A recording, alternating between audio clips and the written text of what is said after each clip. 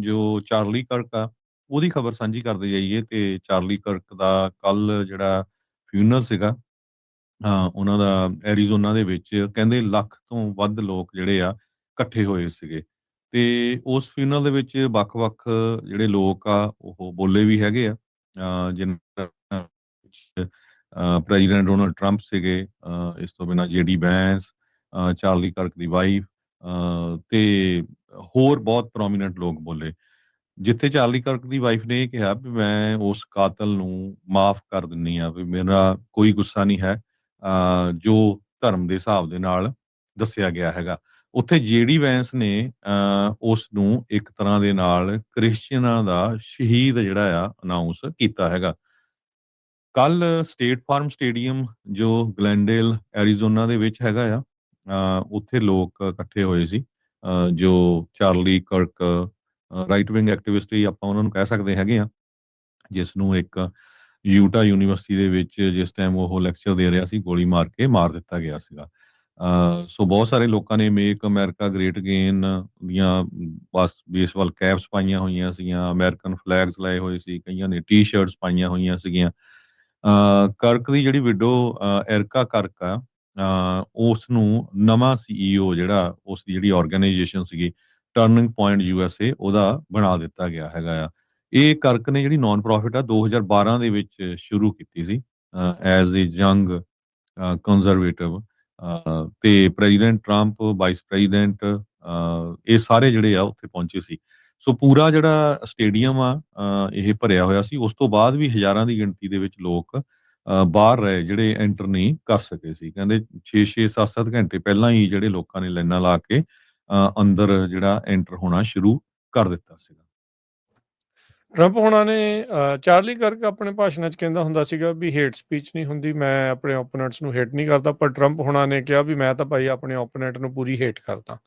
ਤੇ ਉਹ ਜਿਹੜੀ ਚੀਜ਼ ਉੱਥੇ ਕਾਫੀ ਜ਼ਿਆਦਾ ਜਿਹੜੀ ਚਰਚਾ ਦਾ ਵਿਸ਼ਾ ਜਿਹੜੀ ਉਹ ਬਣੀ ਆ ਜਿੱਦਾਂ ਤੁਸੀਂ ਦੱਸਿਆ ਵੀ ਜਿਹੜੀ ਉਹਦੀ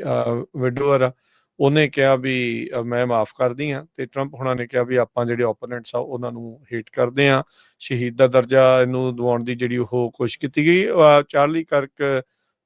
ਦੇ ਬਾਬਤ ਓਬਵੀਅਸਲੀ ਜਿਹੜੇ ਵਿਰੋਧੀ ਧਿਰ ਵਾਲੇ ਆ ਉਹਨਾਂ ਨੇ ਸਾਰੀਆਂ ਚੀਜ਼ਾਂ ਨੇ ਆਪੋ ਆਪਣੇ ਹਿਸਾਬ ਦੇ ਨਾਲ ਗੱਲਾਂ ਜਿਹੜੀਆਂ ਉਹ ਕੀਤੀਆਂ ਸੋ ਜਹਾਜ਼ ਵੀ ਜਿਹੜੀ ਉੱਤੋਂ ਦੀ ਲੰਘੇ ਸੋ ਇੱਕ ਹਿਸਾਬ ਦੇ ਨਾਲ ਪੂਰਨ ਤੌਰ ਦੇ ਉੱਤੇ ਦੋ ਚੀਜ਼ਾਂ ਜਿਹੜੀਆਂ ਇਸ ਦੇ ਵਿੱਚ ਦੇਖਣ ਨੂੰ ਮਿਲੀਆਂ ਇੱਕ ਤਾਂ ਜਿਹੜੇ ਕ੍ਰਿਸਚੀਅਨ ਸੀਗੇ ਉਹਨਾਂ ਨੇ ਆਪਣੇ ਧਰਮ ਦਾ ਇਸ ਦੇ ਜ਼ਰੀਏ ਜਿੱਦਾਂ ਉਹ ਆਪਣੇ ਧਰਮ ਦਾ ਪ੍ਰਚਾਰ ਕਰਦਾ ਸੀ ਉਸ ਦਾ ਵੀ ਇਹਨਾਂ ਨੂੰ ਮੌਕਾ ਮਿਲਿਆ ਤੇ ਜਿਹੜੇ ਰਿਪਬਲਿਕਨਸ ਆ ਰਾਈਟ ਵਿੰਗ ਆ ਉਹਨਾਂ ਨੇ ਇਸ ਸਟੇਜ ਦੇ ਵਿੱਚ ਓਬਵੀਅਸਲੀ ਉਹ ਵੀ ਚੀਜ਼ ਨੂੰ ਜਿਹੜਾ ਉਹ ਆਪਣੇ ਵੱਲੋਂ ਨਾਲ ਦੇ ਨਾਲ ਗੱਲਾਂ ਜਿਹੜੀਆਂ ਉਹ ਪੇਸ਼ ਕੀਤੀਆਂ ਹੈਗੀਆਂ ਸੋ ਟਰੰਪ ਹੋਣਾ ਨੇ ਕਿਹਾ ਵੀ ਮੈਂ ਡਿਫਰੈਂਟਲੀ ਫੀਲ ਕਰਦਾ ਹੈ ਮੈਂ ਡਿਸਐਗਰੀ ਕਰਦਾ ਸੀਗਾ ਚਾਰਲੀ ਦੇ ਨਾਲ I hate my opponents and I don't want the best for them I am sorry so ਉੱਥੇ ਉਹਨਾਂ ਨੇ ਦੋ ਟੁਕ ਗੱਲ ਜਿਹੜੀ ਸਿੱਧੀ ਆ ਆਪਣੇ ਵਿਰੋਧੀਆਂ ਪ੍ਰਤੀ ਜਿਹੜੀ ਉਹ ਉੱਥੇ ਆਖੀ ਹੈਗੀ ਆ ਸੋ ਹਜ਼ਾਰਾਂ ਤੋਂ ਲੱਖਾਂ ਦੀ ਲੋਕ ਦੇ ਵਿੱਚ ਜਿਹੜੇ ਆ ਉੱਥੇ ਲੋਕ ਉਸ ਨੂੰ ਅਖੀਰਲੀ ਕਹਿ ਸਕਦੇ ਆ ਵੀ ਫਿਊਨਰਲ ਦੇ ਵਿੱਚ ਹਿੱਸਾ ਲੈਣ ਦੇ ਲਈ ਪਹੁੰਚੇ ਪ੍ਰੈਜ਼ੀਡੈਂਟ ਦੇ ਨਾਲ vice president Vance secretary of state Marco Rubio secretary of war Pete Hegseth home and human services secretary Robert F Kennedy Tulsi Gabbard, Director of National Intelligence, White House Chief of Staff Susie Wiles, Deputy Chief of Staff Stephen Miller, Office of Presidential Director Sergio Gore. ਉਹੀ ਸਰਜੀਓ ਗੌਰ ਜਿਹੜੇ south East Asia ਦੇ special ਐਨਵੋਏ ਜਿਨ੍ਹਾਂ ਨੂੰ ਲਾਉਣਾ ਹੈਗਾ ਆ ਜਿਹਦੇ ਵਿੱਚ ਇੰਡੀਆ ਵੀ ਪਾਕਿਸਤਾਨ ਵੀ ਤੇ ਉੱਥੇ ਆ ਉਹ ਵੀ ਉੱਥੇ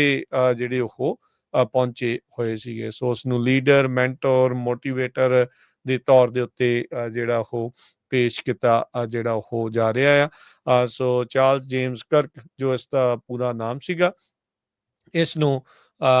10 ਸਤੰਬਰ ਨੂੰ ਜਿਹੜਾ ਉਹ ਮਾਰ ਦਿੱਤਾ ਗਿਆ ਸੀਗਾ ਯੂਟਾ ਦੀ ਜਿਹੜੀ ਉਹ ਯੂਨੀਵਰਸਿਟੀ ਦੇ ਵਿੱਚ ਗੋਲੀ ਦੇ ਨਾਲ ਤੇ ਉਸ ਗੋਲੀकांड ਦੇ ਵਿੱਚ ਸਸਪੈਕਟ ਆ ਰੋਬਿਨਸਨ ਉਸ ਨੂੰ ਆਲਰੇਡੀ ਜਿਹੜਾ ਆ ਉਹ ਹਿਰਾਸਤ ਦੇ ਵਿੱਚ